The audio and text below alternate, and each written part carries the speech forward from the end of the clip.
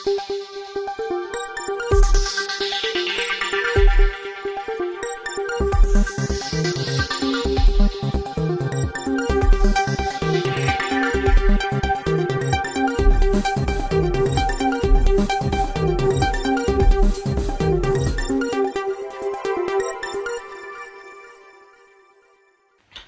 क्या होगा कालिया? कूद जाऊंगा, फन जाऊंगा, मर जाऊंगा। है? छी छी छी छी मौसी, वो और जुआरी ना ना। अंग्रेजों के जमाने के जेलर हैं। गब्बर सिंह, ये हाथ नहीं, फांसी का फंदा है। आज हम फिल्म शोले के चर्चित किरदारों के विषय में कुछ सुनी और अनसुनी कहानियां के किस्से बताएंगे कि किन किन अभिनेताओं को फिल्म शोले में किस प्रकार के रोल का ऑफर मिला और उस रोल को मिलने में किन किन परेशानियों का सामना करना पड़ा। फिल्म शोले में अमजद खान को गब्बर की भूमिका निभाने का अवसर प्राप्त हुआ था। अमजद खान भारतीय सिनेमा के आइकॉनिक अभिनेता अपनी विशिष्ट आवाज, प्रभावशाली स्क्रीन उपस्थिति और खलनायक पात्रों को गहराई देने की अपार क्षमता के लिए जाने जाते हैं। उन्होंने अपने करियर में 130 से ज्यादा फिल्मों में काम किया, लेकिन शायद उनको सबसे ज्यादा याद किया जाता है उनके गब्बर सिंह के किरदार के लिए, जो उन्होंने शोले पिक्चर में बखूबी निभाया था। अब यह अवसर किस प्रकार मिला, यह एक बहुत ही दिलचस्प कहानी है। एक बार जब फिल्म शोले की कहानी लिखी जा रही थी तो निर्देशक रमेश सिप्पी ने गब्बर की भूमिका के लिए कई अभिनेताओं को सोचा था। सबसे पहले फिल्म शोले में गब्बर की भूमिका के लिए अभिनेता डैनी डेंजोंगपा को दिमाग में रखकर फिल्म की स्टोरी तैयार की गई थी।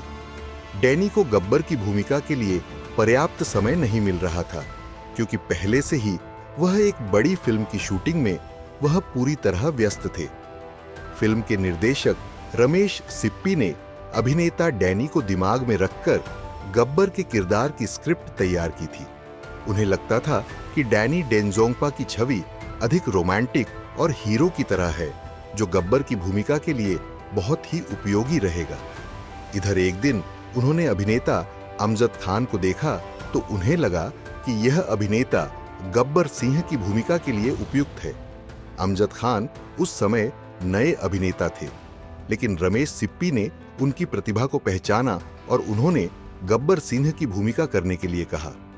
अमजद खान ने गब्बर की भूमिका को इतनी अच्छी तरह से निभाया कि यह किरदार आज भी लोगों के दिलों में बसा हुआ है। उनकी अदाकारी और डायलॉग डिलीवरी ने गब्बर को एक आइकॉनिक किरदार बना दिया।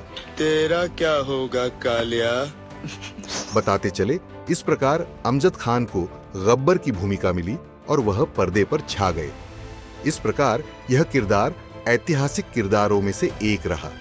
वही ठाकुर बलदेव सिंह के किरदार को संजीव कुमार ने एक यादगार भूमिका के तौर पर पेश किया।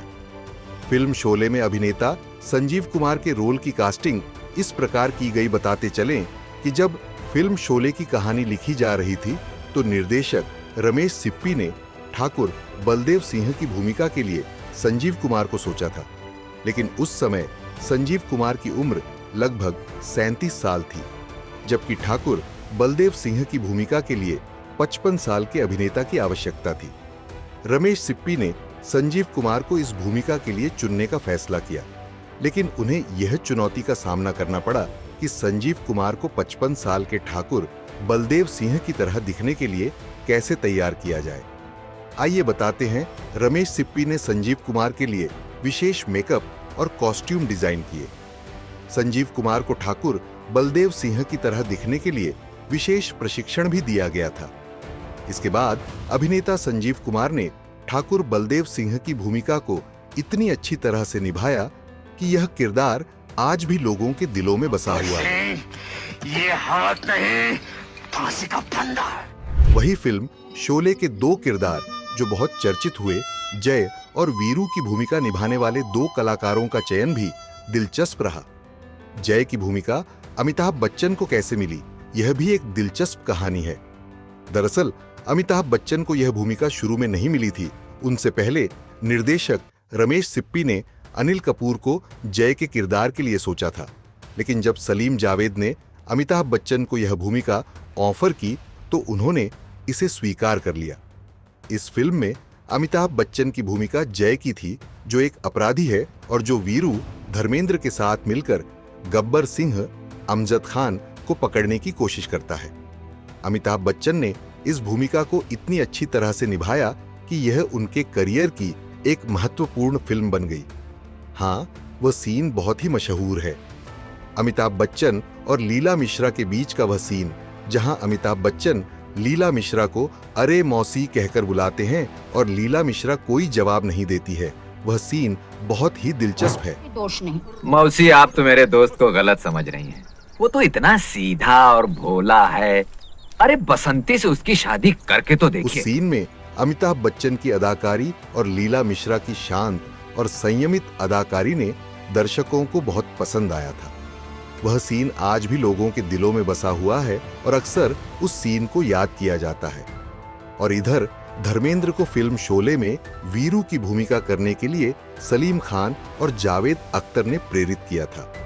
सलीम जावेद ने धर्मेंद्र को यह भूमिका ऑफर की थी और उन्हें बताया था कि यह भूमिका उनके करियर के लिए बहुत महत्वपूर्ण होगी। धर्मेंद्र ने सलीम जावेद की बात मानी और वीरू की भूमिका को स्वीकार कर लिया।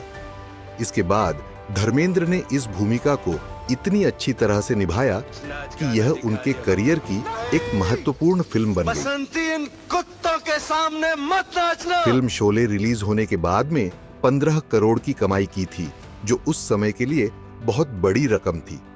यह फिल्म 3 करोड़ के बजट में बनाई गई थी और इसकी सफलता ने इसे भारतीय सिनेमा की सबसे सफल फिल्मों में से एक बना दिया। Anoop Kumar Gupta, bureau report, UP, head bureau, Manch news.